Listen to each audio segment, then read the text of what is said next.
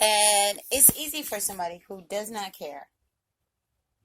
I won't say don't care. Let me take that back. But doesn't fully understand the importance of what it means to be somebody's parent. And this is not a judgment against anybody. It's just an observation because I'm a parent too. So I know exactly um, how it feels to want the best for your child. But in watching these videos, I do understand that there is a need that's not being met. That now that we're watching these children, and the ones that you're seeing are in their 20s and their 30s and their 40s, and they are our lost children. These are the people that Jesus spoke of that he went and got. The lost coin that he searched for to find. And I think that we have to be just as mindful about the fact that if you run into somebody like that, take a minute, if you can, to find out their individual story. I'm not going to go into all of the people that I've met in my life and especially being here in North Carolina, because truth be told, I could go through some that I've met even in Maryland. But there are some that I've met here in North Carolina out on a whim that you meet them on first glance, you're like, oh God. But then when you get to know them, as they probably did me too, and had their own preconceived notions about who I was.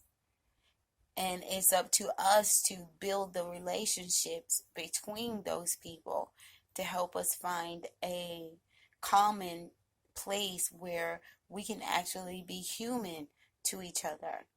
We can look at each other as humans and not as a statistic. I'm trying to think of a better way to put it. Not as, oh, this is somebody that doesn't deserve my time. Everybody deserves your time if you have it. I won't even say to have it to spare, because you have time to spare to be a human. But the time that it takes to actually get to know somebody, I'm going to end this on a note I had the other day at the Family Dollar store. I go in the Family Dollar all the time because it's one of my favorite stores. But anyway, I go in the store and I see this same lady that I see all the time who is usually super nice. But on this day, she had made a mistake on a lady in front of me with her debit card. And she's super frustrated, over the top. And even though the lady was trying to be nice to her, she is still, it's like she's upset with her because she made a mistake. And I don't want to try to make it seem like she was right in any way, shape, or form. She was dead wrong. Because even when she tried to figure it out and we all chipped in trying to help her do the math to try to figure out where did she make the mistake at so that her drawer wouldn't come up short and this woman would now have to come back and get money back or give money. And she was just so nasty. So to the point, even when I got there, she was just super nasty. She was already on it. And it was a point where I just had to say, I said, listen, bring it down. Calm down. And even when I said that, she still was over the top.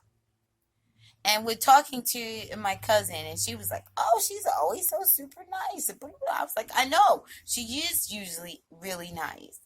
And my first thought was to report her and make a complaint and all of that. But then after I thought about it, and I was like, you know what? I've had a bad day where I didn't always handle things properly. So I'm not going to do that.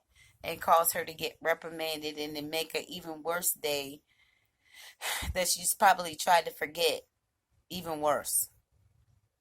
So my point in saying that is this: we can do good for each other in so many different ways. We just have to think about it. We just have to think about it. Pray you guys are all doing good. I love you and have a good night.